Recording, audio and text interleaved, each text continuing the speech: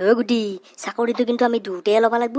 ইণ্টাৰভিউটো ভালকৈ দিবি দেই, আৰু তোক যি প্ৰশ্ন সোধে সকলোবিলাক প্ৰশ্ন আহি কিন্তু মোক কবি দেই। ভিত্তি উঠা, যদি নক তোৰ মই ৰাস্তাত মূৰা হাৰা ভাঙি দিম কিন্তু, কৈ দিছো। এই কৈছো, তইনো কি ইমান চিন্তা কৰি আছা, কি ভয় কৰিছা হা? ইণ্টাৰভিউহে চাকৰি 10-15টা দি অহা মানুহ মই, টেনচন নলবি। চালা মোক যি প্ৰশ্ন সোধে গোটেইকেইটাই মই তোক কম দে, তই চিন্তা নকবি দেই। দে হ'ব দে মই চিন্তা নকৰো, তই গুটি থাকাকলৈকে মই চিন্তা কৰিম। নো টেনচন, যা বিন্দাছ দিবি, ভয় চয় নকৰিবি। আহি পেলাই মোক লগালগ প্ৰশ্ন উত্তৰকেইটা কবি দেই, তেতিয়াহে মই ইণ্টাৰভিউত পাছ কৰিব পাৰিম, হয়নে নহয়? হয় দে মই যাওঁ ৰ ভিতৰত। দে যা, বেষ্ট অফ লাক। ছাৰ সোমাব পাৰোনে মই? আহা সোমাই আহা। পিছে তোমাৰ নামটোনো কি? নমস্কাৰ ছাৰ, মোৰ নাম গুটি। আচ্ছা, হয় নেকি? পিছে গুটি, তোক মই এইটো চাকৰিৰ কাৰণে 4টা প্ৰশ্ন সুধিব লাগিব। যদি তই 4টা প্ৰশ্নৰ শুদ্ধ উত্তৰ দিয়া, তেতিয়াহ'লে তই চাকৰিটো পাই যাবি। বুজি পাইছানে মই কি কৈছো? হয় ছাৰ, পাইছো বুজি ছাৰ।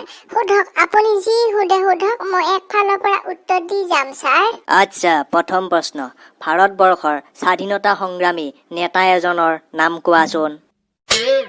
ছাৰ, নেতাজী সুভাষ চন্দ্ৰ বসু। মজা, ধুনীয়া।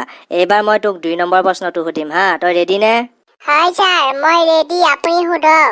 আচ্ছা, 2 নম্বৰ প্ৰশ্নটো হ'ল, আমাৰ ভাৰতবৰ্ষৰ জাতীয় পিতাগৰাকীৰ নাম কোৱাচোন। মহাত্মা গান্ধী। বাহ, বঢ়িয়া, ধুনীয়া উত্তৰ। এইবাৰ মই 3 নম্বৰ প্ৰশ্ন সুধিম তোক। হয় ছাৰ, সোধক। এইবাৰ কোৱা, ভাৰত কিমান চনত স্বাধীন হৈছিল?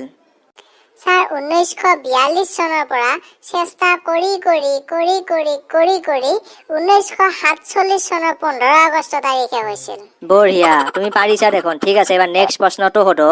আকাশত তৰা কিমান আছে কোৱাচোন। ছাৰ, সেইটো এতিয়ালৈকে জনা হোৱা নাই, কিন্তু এতিয়াও তাৰে ওপৰত বৈজ্ঞানিকে পৰীক্ষা নিৰীক্ষা কৰি আছে। ঠিক আছে গুটি, তোমাৰ ইণ্টাৰভিউ ভালে হৈছে। তুমি এতিয়া যোৱা আৰু এবাৰ কচুক পঠাই দিয়া ভিতৰলৈকে, যোৱা। ধন্যবাদ ছাৰ, মই কচুক পঠাই দিম দিয়ক। কচু, তোক মাতছি যা ইণ্টাৰভিউ ছাৰে, সোনকালকে যা, ভালকে দিবি দেই।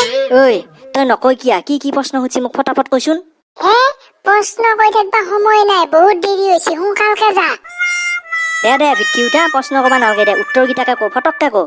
দে ভিত্তি উঠা, শুন।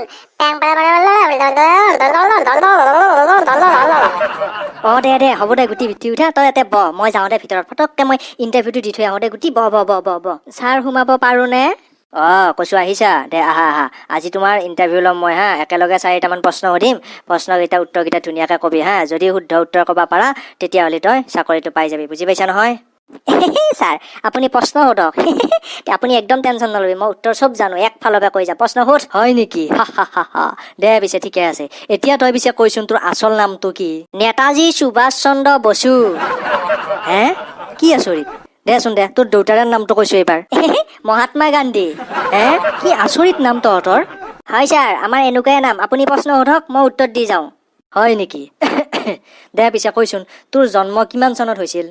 ছাৰ, 1942 চনৰ পৰা চেষ্টা কৰি 1947 চনৰ 15 আগষ্ট তাৰিখে হৈছিল। হা, কি উল্টা পুল্টা কথাবিলাক বকি আছা? তোৰ মাথাত মাল নাই নেকি? কুকুৰ চালা, তই পগলা হৈছা নেকি? ছাৰ, এতিয়ালৈকে জানা হোৱা নাই, কিন্তু বৈজ্ঞানিকে তাৰে ওপৰত গৱেষণা কৰি আছে। চালা, মৰণ নোহোৱা ভিত্তি উঠা কুকুৰৰ পোৱালি। চালা, তই মোৰ মাথা গৰম কৰি দিলি, তেতিয়াৰ পৰা উল্টা পুল্টা কথা কয়। তই চাকৰি কৰা যোগ্যই নহয়, ফটাফট তই ইয়াৰ পৰা ওলাই যা। তই মোৰ টাইমখিনি বৰবাদ কৰি দিলি চালা, কুকুৰৰ পোৱালি হাৰামি চালা। যা, গেট আউট, চিকিউৰিটি, ইয়াক ওলাই লৈ যা, গেট আউট। হ'ব দে, চাকৰি দে দিবি নে নাই? ময়ো তোৰ চাকৰিৰ কাৰণে খাতি কৰা নাই। তই মোক যিকেইটা প্ৰশ্ন সুধছা, সেইকেইটা উত্তৰ দিছো। সেই বুলি তই মোক ইমান বেয়াকে গালি শুনাবি নেকি? এই কচুক তই চিনি পাৱ নে? ৰাস্তাত তোক কোনদিনা একেলাই লগ পাওঁ মই, শিলগুটি মাৰিম চালা তোক। দেখা পাম নহয় তোক। কৈছো, কি হলে? ইণ্টাৰভিউ কি হ'ল? মন চন দেখো মাৰি আহিছে খঙত, কিয়া? ঢকৰি গুটি, যাও, কি ফাটা লেকচাৰ মাৰি আছা? নালগে যাও মোক ইহঁতৰ চাকৰি, যাও ঘৰত যাও।